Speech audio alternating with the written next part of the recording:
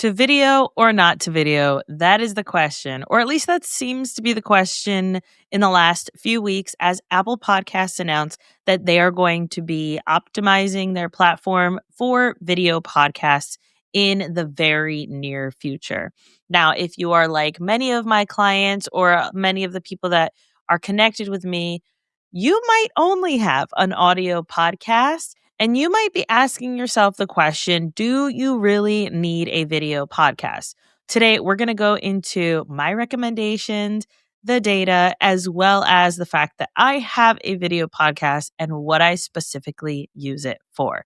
All right, let's get into it. Welcome to Podcasting Unlocked, the show for purpose-driven podcasters. I'm Alesia Galati, founder of Galati Media, and I'm here to share actionable strategies to help you amplify your message and grow your audience. Hey friends, welcome back. It's Alesia. Today, I am really excited about this topic. I just got off of a client call, so I'm feeling a little bit fired up about this because she has hit over 300 episodes and her podcast is entirely an audio podcast. And this is a concern. This idea that Apple Podcasts is now pushing video, that a lot of the different platforms are pushing video. What does the data say? What are my options? What is best for me? That was her question.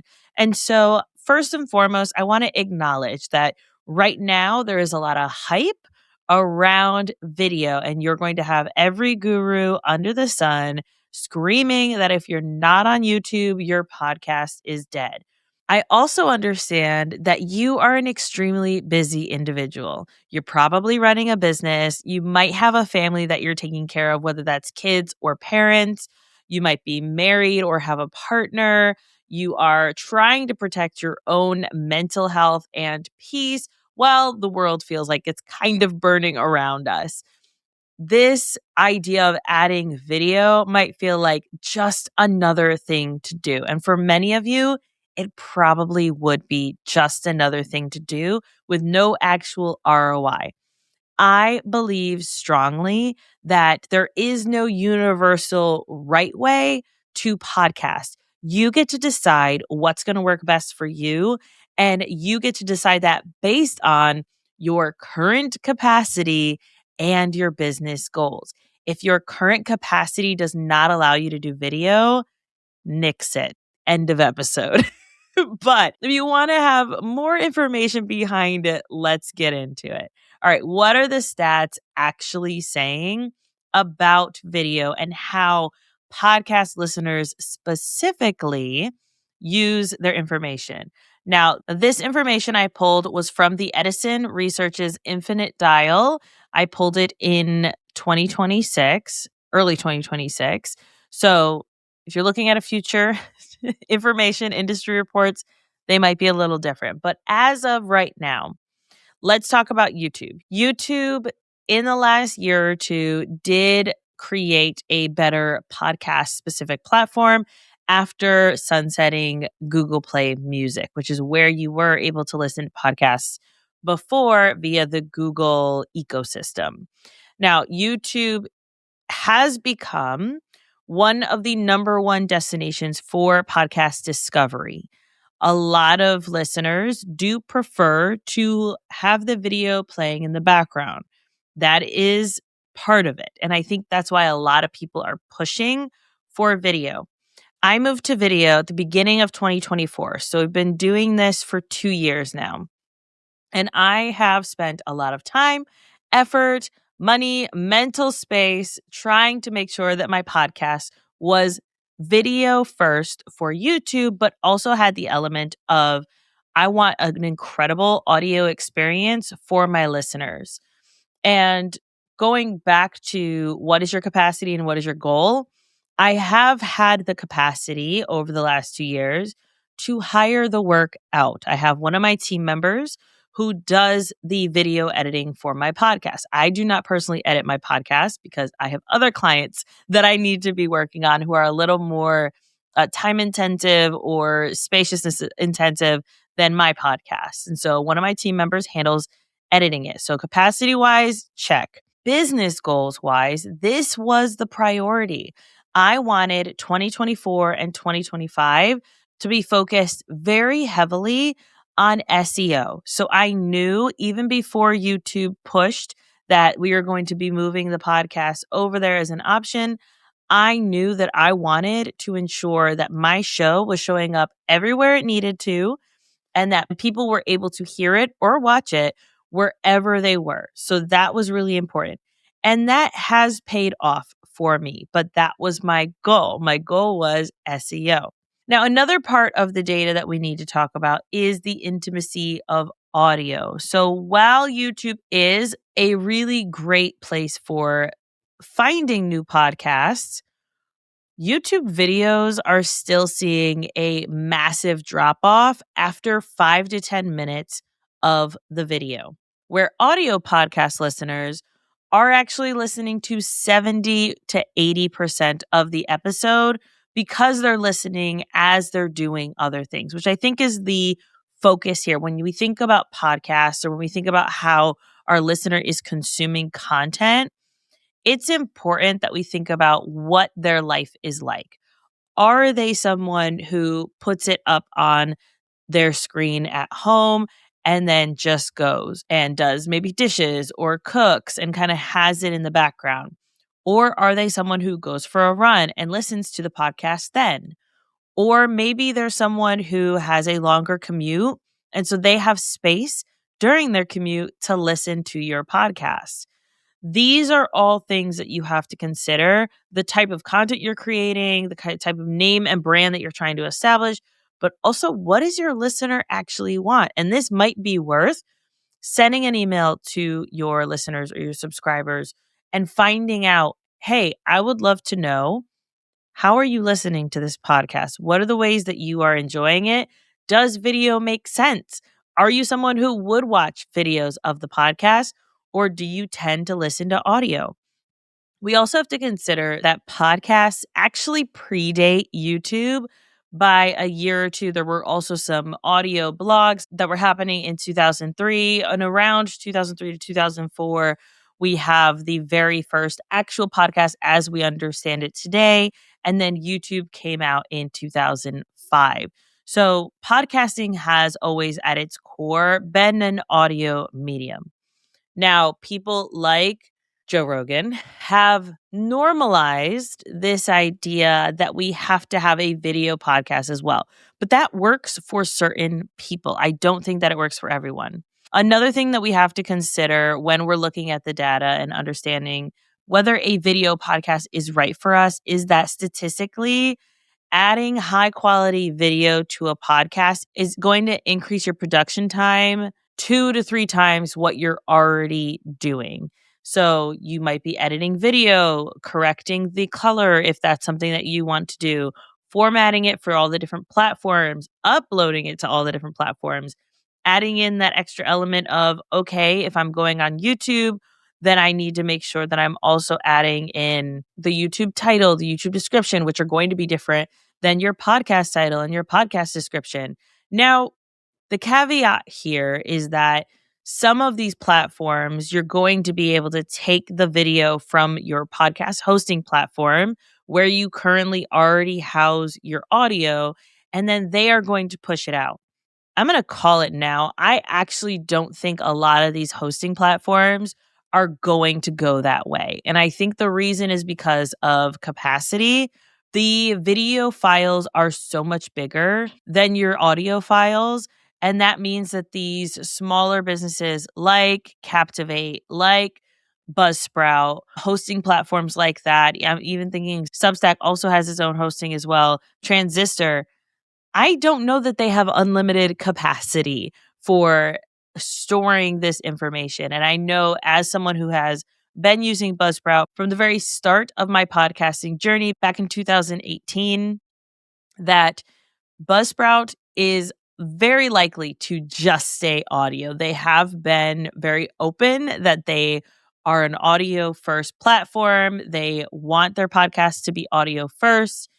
So I think that it's important that we're considering where we're hosting our podcast, what kind of capacity we have, this extra tax of time that it's going to take you to do it. Now, this is not to deter you. And if you're interested, I will do another episode later that talks about the pros and cons of having a video podcast. And we can talk about the SEO and the different platforms, how to optimize them, how to upload them, etc. But what I really want to hone in this conversation is that you have to make this decision for yourself. Do not let this idea of flash in the pan excitement push you to make a decision. So, we've talked about the production tax, the intimacy that happens with audio, how you're able to connect with your audience on a deeper level, what's actually happening on YouTube. So, we talked about the intimacy of audio and how YouTube videos were seeing that massive drop off after 5 to 10 minutes, and that podcast listeners who are listening to the audio are going to be listening to more of the content. But I also want to note, according to Pod News, that we are seeing a shift in people wanting to watch video, that 80% of US listeners are saying that they're consuming both audio and video. 13% are sticking to audio only, 7% to video only. And what I think is interesting here is that while we can look at the data, while we can understand the stats and say, okay, this is maybe the direction I need to go, if your audience wants to hear you, they will find you. They will find a way to connect with you. They will find a way to hear whatever it is you have to say. If that is you writing a blog, if that is you showcasing it on video, if that is you having an audio only podcast, your audience, once they get to know you, will be fine. So if you want your strategy to be, all right, I'm going to show up on a bunch of video podcasts so I can reach new audiences and then redirect them to my audio podcast, that's a great option for you because once they get to know you, like you, and trust you, they're going to follow you where you go. So how do you decide if it is right for you? First and foremost, I want you to do an audit of your time. You can use any type of time tracking tool to figure this out, but how many hours a week do you realistically spend currently on content creation? If it's less than 5 hours, then video might not work for you.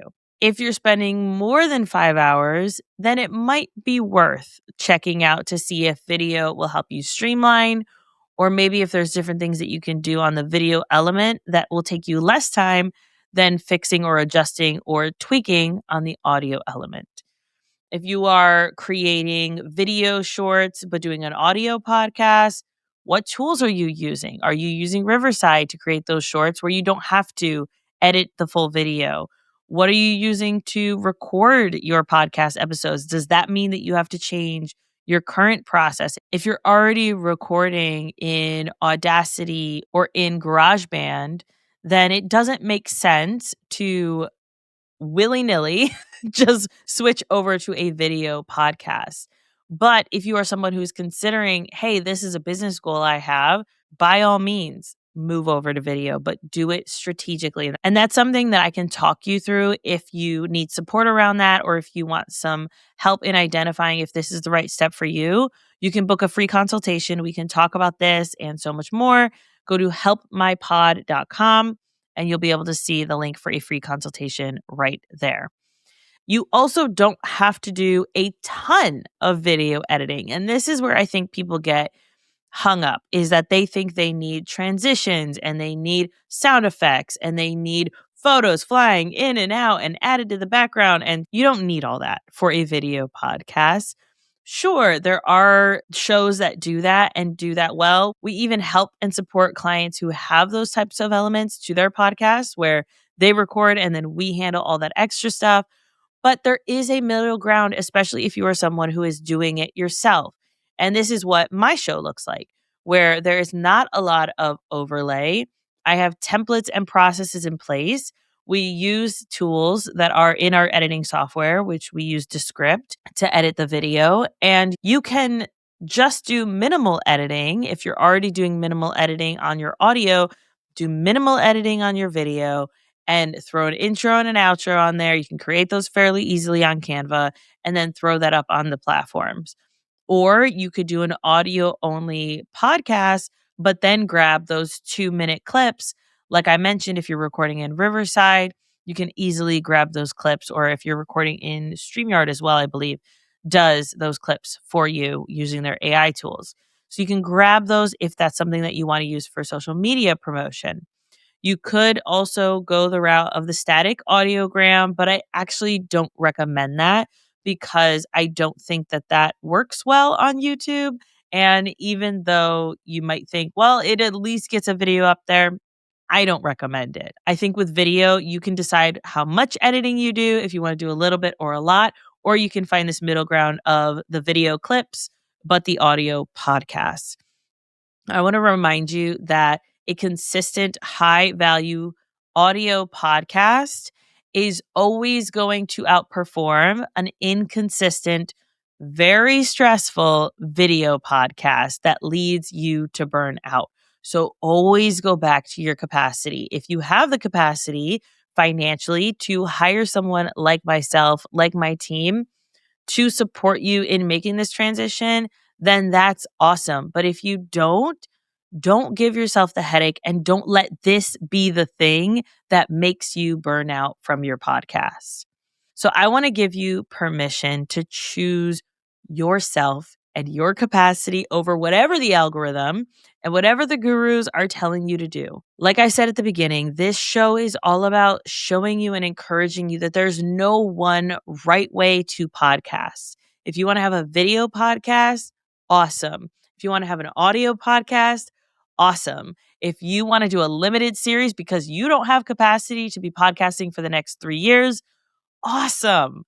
You get to decide what that looks like. But if you are feeling a little overwhelmed by all these different changes and you would like someone to bounce ideas off of or to kind of help you come to the decision, then we can talk. I would love to chat with you about your specific podcast needs, where I can support you, whether that's through my agency with a one off strategy session or simply through the free consultation where we can talk about what you're struggling with and I can direct you in the right way. If you are deciding that you want to take video seriously and shift from audio to video, the first thing I want you to do before you even begin is do that capacity audit. What does your current process look like? Do you have that documented in a way that you could easily follow or someone else could follow? And then what are some things that you're going to need to adjust based on changing from audio to video podcast? I truly hope that you take me up on the offer of that free consultation because I know that this can feel really overwhelming. And when I finished talking to my client earlier today, she was like, Alesia, I feel so much better. I feel like I'm doing the right thing. And I so appreciate you kind of guiding me on what the next best thing is for me to ensure that I don't burn out and I have the capacity to keep showing up for my audience. And I want that for you as well. All right, friends, until next time, happy podcasting.